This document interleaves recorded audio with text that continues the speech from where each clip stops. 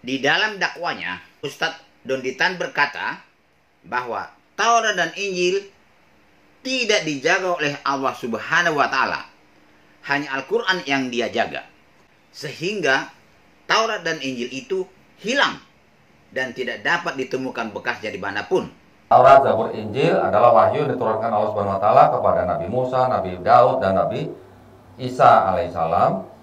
Karena tidak dijanjikan untuk dijaga, makanya kita tidak pernah mengetahui atau mendapatkan atau menemukan teks aslinya. Hanya Al-Quran yang dijanjikan oleh Allah Subhanahu wa Ta'ala sendiri untuk dijaga. Kemudian katanya, bangsa Israel menulis kitab.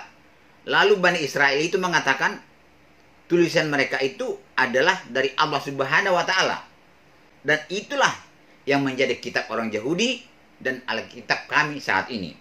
Ternyata di dalam Al-Quran juga disebutkan di Al-Baqarah 79 bahwa mereka atau Bani Israel itu setelah diberikan kitab-kitab, mereka juga menulis dengan tangan mereka sendiri dan mengaku itu adalah dari Allah. Itulah sebabnya Ustadz Yahya Waloni dan Ustadz Juma berkata bahwa Alkitab kami itu adalah kitab palsu dan kitab pembohong. Saya yang berkoar-koar di TV mengatakan kitab Bible Kristen itu bohong, di Bible Kristen itu palsu. Bible itu surat kabar, surat yang dituliskan, kabar yang maudhu alias bohong. Tetapi yang membuat saya terheran-heran adalah para ustadz mengatakan berdasarkan penyelidikan mereka terhadap Alkitab kami itu, disitulah mereka temukan ada catatan Allah Subhanahu wa Ta'ala yang mereka pastikan itu adalah nubuatan untuk Muhammad.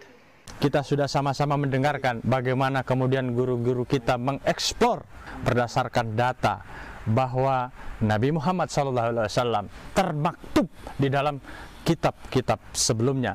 Dan saya mau mengatakan bahwa Yesus alaihissalam, Isa alaihissalam mengatakan dengan tegas akan datang seorang penghibur di tengah-tengah kita yang kemudian dia akan menyampaikan kebenaran. Dia adalah Muhammad bin Abdullah. Yesaya 29:12. Ya, akan datang seorang penghibur yang tidak dapat membaca dan menulis. Siapa lagi kalau bukan Muhammad bin Abdullah? Ya, jadi kalau kemudian ada yang menarasikan bahwa tidak ada Muhammad, buktinya ada Ahmad. Akan datang seorang. Kalau seorang jelas manusia. Akan datang seorang laki-laki, akan datang seorang laki-laki, akan datang seorang laki-laki.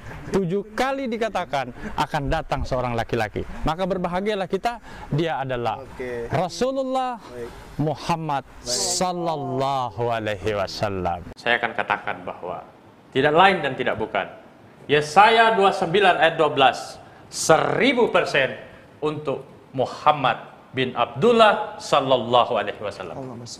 Kasihan memang Allah Subhanahu wa Ta'ala ini. Karena tidak ada lagi kitab asli, maka mau tidak mau, ke kitab palsu dan kitab pembohong itulah Allah Subhanahu wa Ta'ala catatkan nubuatan untuk Muhammad. Jelas, itu adalah salah Allah Subhanahu wa Ta'ala sendiri. Kenapa dia tidak menjaga Tauratnya itu sehingga hilang?